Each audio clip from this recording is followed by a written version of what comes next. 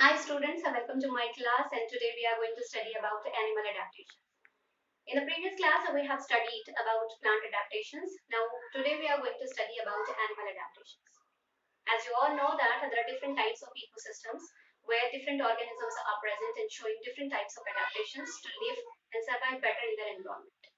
So we have land ecosystem and we have aquatic ecosystem. The land ecosystem is again divided into different types. Like it is divided into terrestrial ecosystem. It is divided again like terrestrial ecosystem, desert ecosystem, forest ecosystem. And here, aquatic ecosystem is again divided into two different types: marine ecosystem and freshwater ecosystem. In a desert ecosystem, we have a list of animals which shows a distinct adaptive features to survive better in their environment. Let's have a look on it. The first animal is camel, kangaroo rat, sun grouse, fennec fox, sidewinder snake, diving lizard. So let's have details about these animals. Let's see what are the adaptive features in camel first.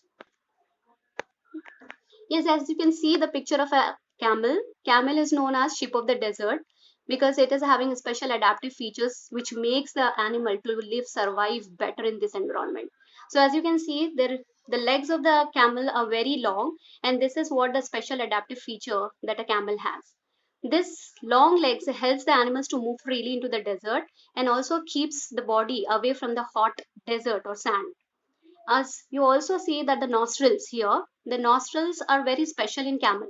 As you and me don't have a voluntary movable nostrils, but the camel can move voluntarily its nostrils so that the dust particles should not enter into the nose. The next feature is the long eyelashes. These long eyelashes also prevent the dust particles to enter in a deserty area. Now, after long legs, movable voluntary nostrils, long eyelashes, you can see a hump-like structure on the back of the camel, and this actually stores the fat. And whenever the body requires the energy, the fats are converted into the energy and utilized by the camel. Let's have a next animal. It is a kangaroo rat, which you can find it more commonly in the North America. The speciality is that this animal can live without a sip of water to its entire life. Yes, you are hearing very right. This animal can live without water to its entire life because the digestive system is specially adaptive. Because the digestive system actually prepares the water inside the body. That's why it is not dependent upon the external water. Now, the next animal is a bird which lives in a desert area. This bird is also called as sand grouse. Sand grouse actually can travel long distances in search of the oasis and collect the water into the crops and get back to its nestling. Let's see this animal. This animal is called as fennec fox, which is more prominently found in the desert area. If you can see the legs are furry. So these legs are called as furry legs, which makes the animal to be adaptive in the desert areas. And you can see the long ears, which actually releases the heat.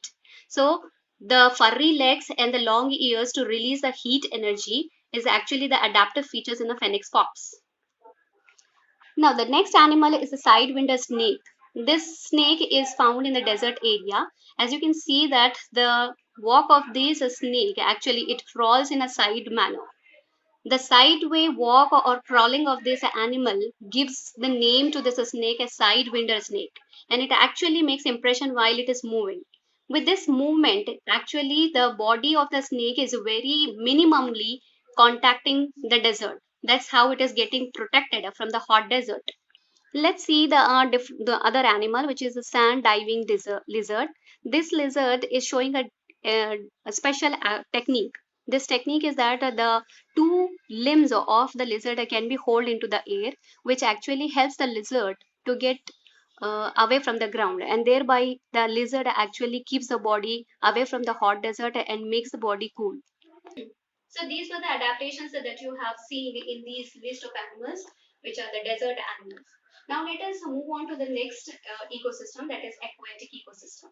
As you can see, the aquatic ecosystem is further divided into two types: marine ecosystem and freshwater ecosystem. Marine water ecosystem is actually the water which is filled with salt, and fresh water is without the salt water is called as freshwater ecosystem. The example of marine ecosystem is seas and oceans, whereas the freshwater ecosystem examples are ponds, lakes, rivers, etc. Generally, all the aquatic organisms possesses a fundamental characteristic feature of swimming. And how the swimming is being adapted or attained, let's see with the different adaptive features. Like the first one is fins and flippers with which the organism is able to swim into the water. The second one is streamlined body. The third one is having the swim bladders into the body of the organisms. In the microorganisms, oil droplets or interspecies. The fifth one is lungs. Like the first one is very common features which has been observed in all the aquatic organisms. The fins are present in all fishes, and flippers are actually the flat structures that you observe in the turtles, which helps the animal to float into the water. The second one is the streamlined body. That means it is an organized shape which actually helps the organism to float into the water. The shape that you observe in the fishes, that shape is actually streamlined and it is organized and it gives direction and helps the organism to float into the water. The third one is swim bladder. Swim bladder is actually a special feature shown by the aquatic organisms, and it is filled with the air which maintains the buoyancy and keeps the animal to float into the water. Let's see that where it is present in the fish.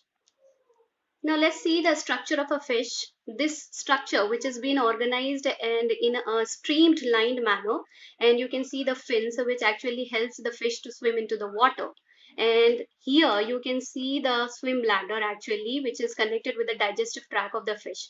And this swim bladder actually fills with the air which makes the body of the fish light, and thereby it maintains the buoyancy by having the equal pressure outside the body and inside the body. Thereby the fishes are able to swim and float into the water. One. Now the fourth feature is oil droplets, which is actually present in the microscopic organisms or single celled organisms. How they are able to float into the water means their single cell contains actually the oil droplets. As you all know that the oil never drowns or it just floats onto the surface of the water. That's how the single celled organisms also get floated into the surface of the water with the help of oil droplets into their cells. Sometimes the body of the animals also possesses air spaces which makes their body light, and thereby they can float on the surface of the water. Now, all the fishes possess gills, but some fishes also possess lungs and like larger fishes, and their category is called as dipnoi fishes. These fishes actually possesses the lungs, and lungs when get collapsed, like when the gases or oxygen or all the air gets exhausted from the lungs, it gets collapsed. Thereby, the water enters into the lungs, which lets the body of the organism drown into the deep layers of the water.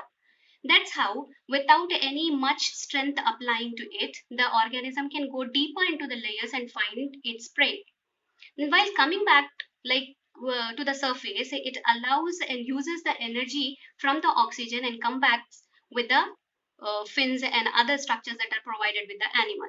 So the example for this is dolphins and or also the seals, which has the lungs and they collapse it, and thereby the body gets weighty and they get drowned and they come back utilizing the energy of oxygen, energy from the oxygen, and get back to the surface. You all know that there are different layers into the water which actually gives the differences in the different layers. Like some layer, the top or superficial layer will have more light, and there will be more temperature, and pressure will be less there when compared to the other layers. So the adaptive features will be different in the different layers and different organisms which are living in that layers. So all these organisms shows are different adaptive features when it comes to temperature, then salinity, that means the content of the salt, and light.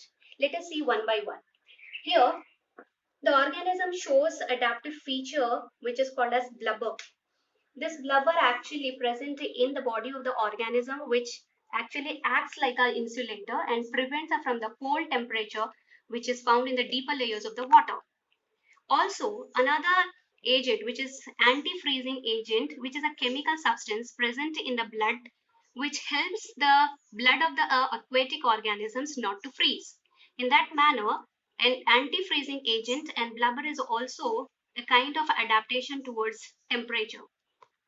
Now let's see what is salinity. Salinity is the amount of a salt concentration present in the water, and which also makes the different adaptive features in the different fishes. Like fishes living in a marine ecosystem and fishes living in a freshwater ecosystem will have different adaptive features accordingly to the amount of concentration of salt in water. So now let us first observe that the fishes living in the marine ecosystem.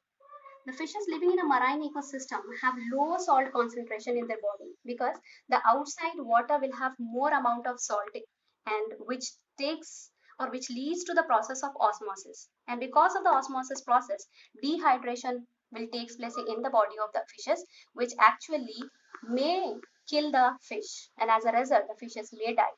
So to cope up with this situation, the fishes living in a marine ecosystem actually drinks more water.